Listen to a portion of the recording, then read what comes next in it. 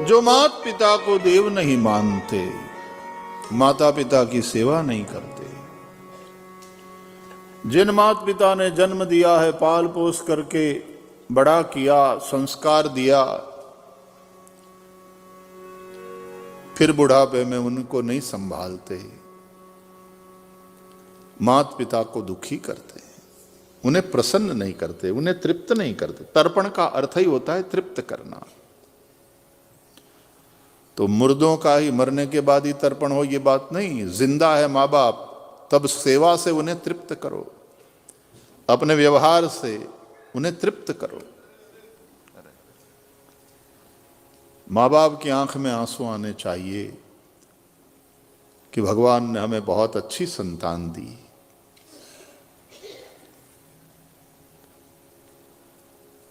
जो माता पिता को देव नहीं मानते, साधु पहीं करवा वहीं सेवा। साधु की सेवा नहीं करते, साधु से सेवा करवाते हैं। તમારે આમ કરવું જોઈએ, તમારે આમ કરવું જોઈએ, બાપુ તમારે આમ કરાય, તમારી જવાબદારી છે બાપુ। શાસ્ત્રીજી તમારા બધાની આ જવાબદારી છે, તમારે આમ કરવું જોઈએ, આમ કરવું જોઈએ। ઘણા આવે તમારે ગાયો વિશે બોલવું જોઈએ, પોતે ભેંસનું દૂધ પીતો હોય।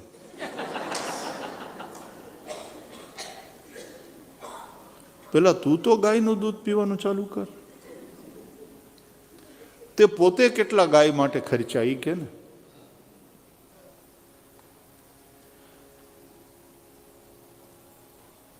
હવે તો લોકો વક્તાઓને શીખવાડે છે તમારે શું બોલવું જોઈએ।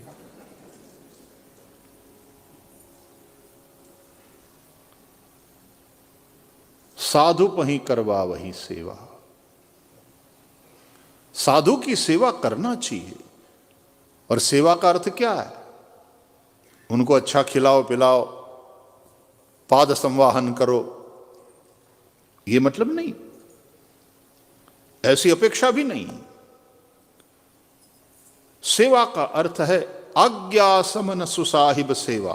रामचरितमानस ही कहता, उनकी आज्ञा के अनुसार चलना, यानी वो व्यासपीठ से जो उपदेश कर रहे हैं, जो संदेश दे रहे हैं, तद अनुसार जीने का प्रयत्न करना, यही हकीकत में साधु संतों की सेवा है। और उसी से तुम्हारा कल्याण। हाँ, तो तमे क्यों एम अमे न करिए, अमे कही एम तमे करो। साधु पहीं करवा वहीं सेवा। एक जगह राम कथा चल रही थी, फिर एक 55 साल के भाई आते थे कथा में, तो वक्ता से कहा कि महाराज हमारे घर पधरावनी करो। तो सीधे साधे संत बोले ठीक है भैया, और चले गए उसके घर। तो आओ भगत करी, स्वागत किया, विराजमान किया आसन पर, पूजन किया, फूल मालाएं डाली गले में, फल वगैरह समर्पित किया। पूरा परिवार एकत्र किया और साधु को प्रणाम करवाया। महाराज जी ये बड़ा लड़का है, ये उसकी बहू, पैर छू महाराज का आशीर्वाद ले। ये मजला है, चलो नमस्कार करो। ये सबसे छोटा है, अभी कॉलेज में पढ़ता है। एक बेटी है, कहाँ गई छोरी, बुलाओ उसे, प्रणाम करो।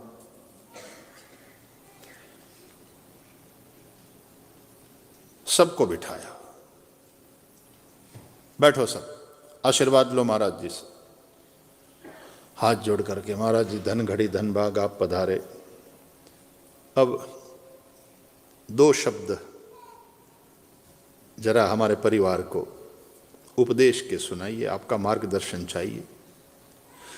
ऐसा करिए महाराज जी, वो जो रामायण में अयोध्या कांड में है ना, अनुचित उचित विचार तजी, जय पाल ही पितु बैन, ते भाजन सुख सुजस के, बस ही अमरपति ऐन।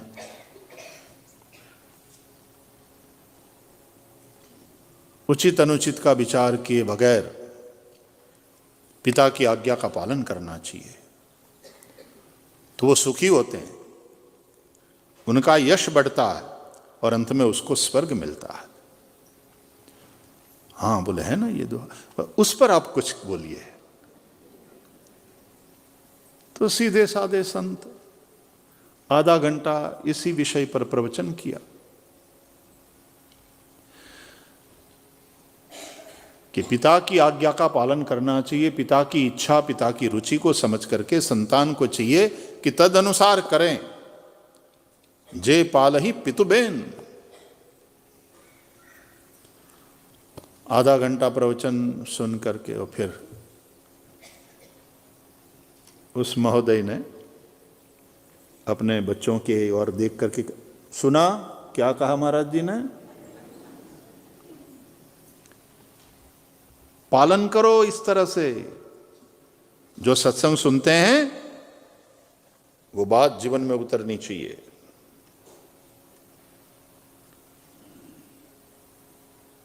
तो संत समझ गए कि लगता है घर में थोड़ी गड़बड़ है, शायद बच्चे इनकी सुनते नहीं हैं।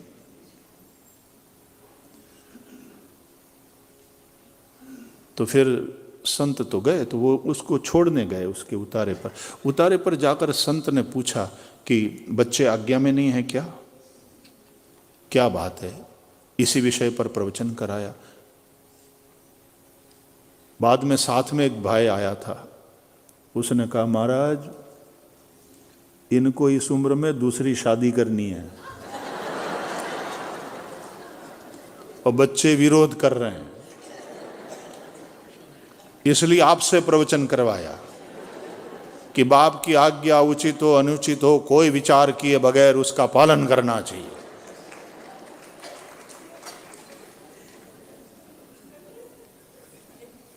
બોલો વક્તાઓનો ઉપયોગ આવી રીતે કરે।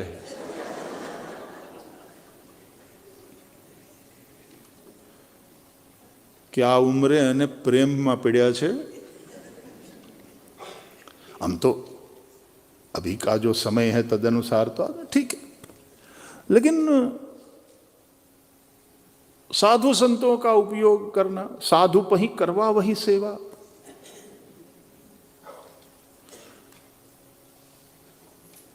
इंडिया में एक जगह कथा हलती थी ना, तो बहु भीड़, हजारों मानसों कथा में।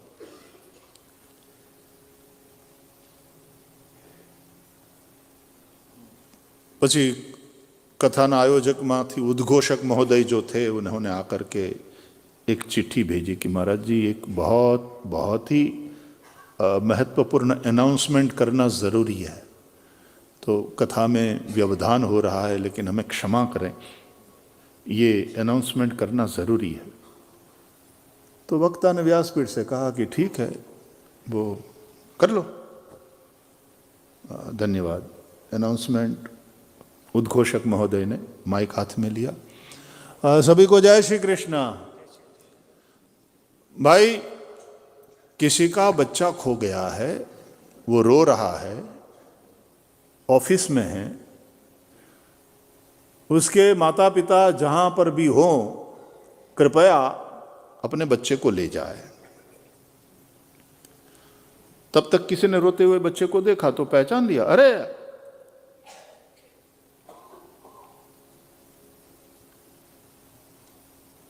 ये तो अमृतलाल सेठ घी वाले।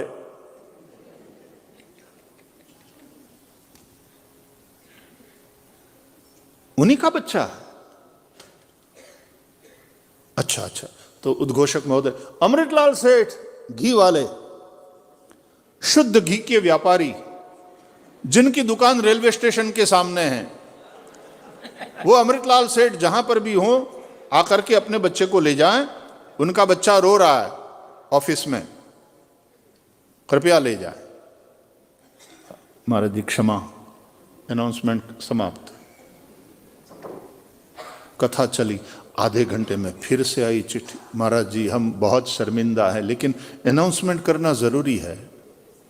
अभी तक वो बच्चा रो रहा है और ठीक है भाई कर लो।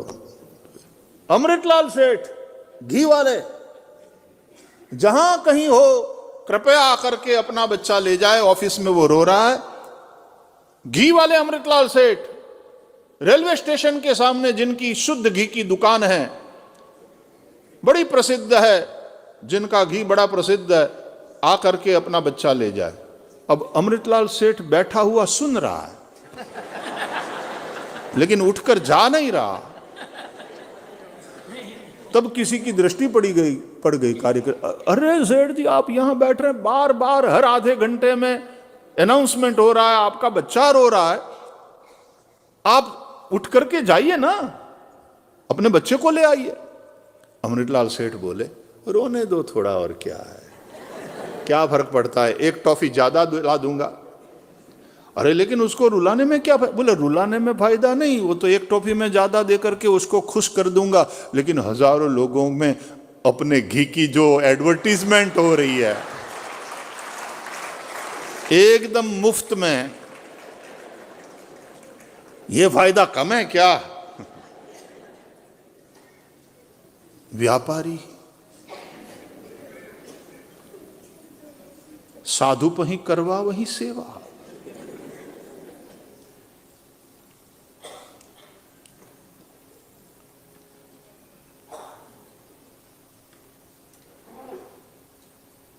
₹11,000 कवर धरी और पछी धीमे थी, महाराज जी आप जरा उनसे हमारी सिफारिश कर दीजिएगा ना, थोड़ा सा काम था, वो आपको बहुत मानते हैं तो हमारा काम हो जाए।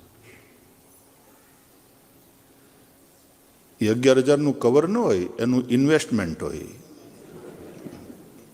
ये दान न होय कि आपरू काम थई जाए।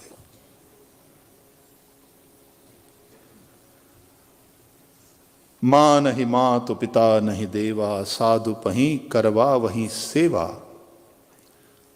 इतना ही नहीं, आगे और है, करही अनीति जाय नहीं बरनी। अनीतिपूर्ण जीवन, बेईमानी वाला जीवन जीते हैं।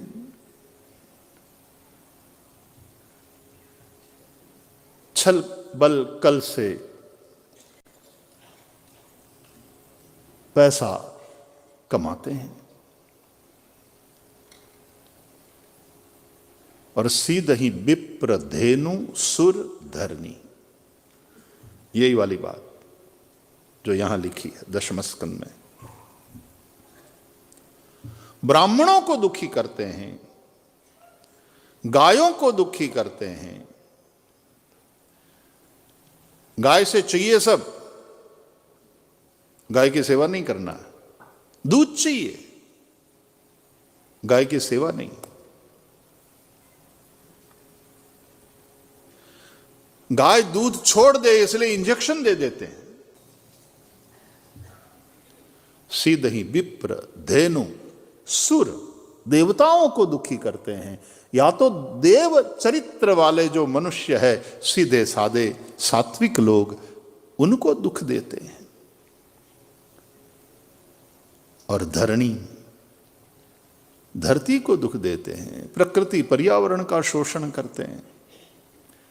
जो धरती माता हमको धारण करती है, उसी धरती को जो दुख देने का काम करते हैं।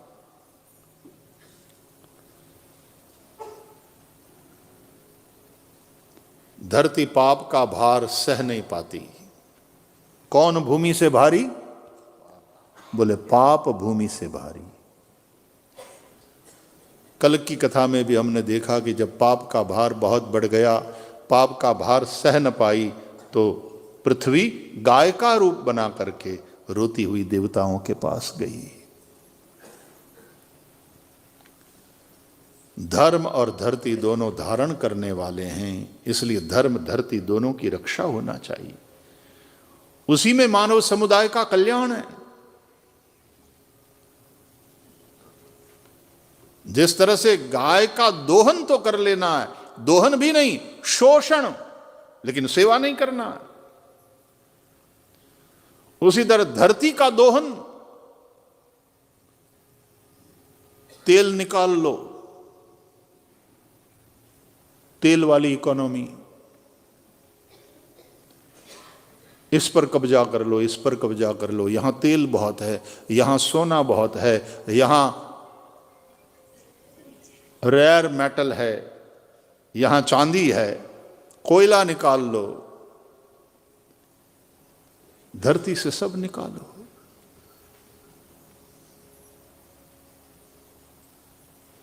दोहन करो तब तक तो ठीक है, और गाय का दोहन करने का भी अधिकार उनको है, और तब तक है जब तक गाय की सेवा करे। तुम धरती की क्या सेवा कर रहे हो? धरती का शोषण तो हम कर रहे हैं, दोहन भी नहीं। दोहन करे तब तक ठीक है। नेचुरल रिसोर्सेस, उसका विवेक पूर्वक उपयोग करें कि मदर नेचर को नुकसान न पहुंचे, तब तक ठीक है। जरूर सोना चाहिए, चांदी चाहिए, कॉपर चाहिए, कोयला चाहिए, दोहन करो तब तक ठीक है। लेकिन शोषण पर जब हम उतर आते हैं, अपने स्वार्थ के लिए मदर नेचर को नुकसान पहुंचाते हैं, बदले में हम माता प्रकृति को कुछ देते नहीं। कितना अच्छा लगता है न्यूजीलैंड में आकर के कि चारों तरफ हरियाली है, समंदर का पानी शुद्ध है, नदियों का जल, everywhere it is neat and clean. बड़ा अच्छा लगता है।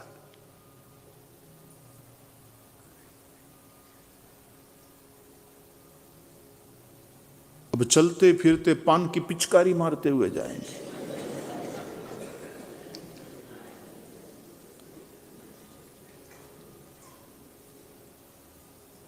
खांसते खांसते हाक थू करके कफ निकालते हुए जाएंगे। फलाना भाई क्या गया एम पूछवानी जरूर न पड़े, बड़खे बड़खे वही आ जाओ कि निशान छोड़ तो गयो छे।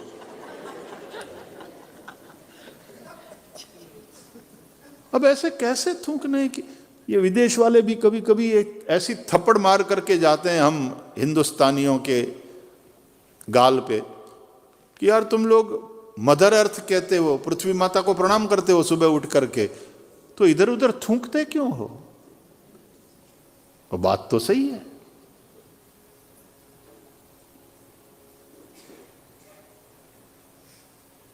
ये तो पृथ्वी माता का अपमान है। एक जणो के तो पछी મળમૂત્રનો ત્યાગ ન થાય ને, થૂંકવાની જો મનાઈ હોય તો એના કરતા વધારે ગંદુ તો આ છે મલમૂત્ર, એનો ત્યાગ ન।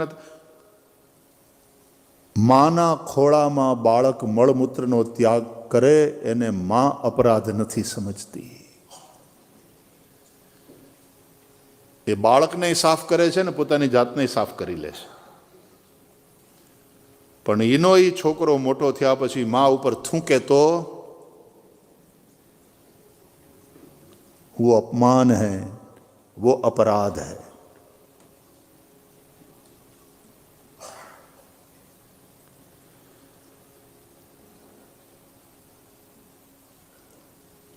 माता में पृथ्वी देवी, पुत्रो हम पृथिव्या, मैं पृथ्वी की संतान हूं। वेदों में पृथ्वी सुक्त है।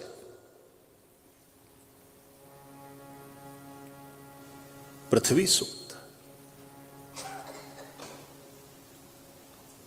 याद रखो, जिन पंच महाभूतों से हमारा शरीर बना है, उन्हीं पंच महाभूतों से हमारा शरीर टिकता भी है। वही हमारा उत्स है। उत्स से नाता तोड़ दिया, अस्तित्व तुम्हारा टिकेगा नहीं। तो जिससे तुम्हारा शरीर बना है उसी से तुम नाता तोड़ लोगे, बचोगे ही नहीं। तो क्षिति जल पावक गगन समीरा पंचरचित पांचों महाभूत से बना है यह शरीर। धरती नहीं है तो धारण कौन करेगा? अन्न फल कैसे मिलेगा? जल नहीं है कैसे जियोगे? जल ही तो जीवन है। उस धरती को गंदा किया या धरती का तुमने शोषण ही किया, माता धरती की तुमने सेवा नहीं करी, सीध ही विप्र धेनु सुर धरनी, कैसे जियोगे?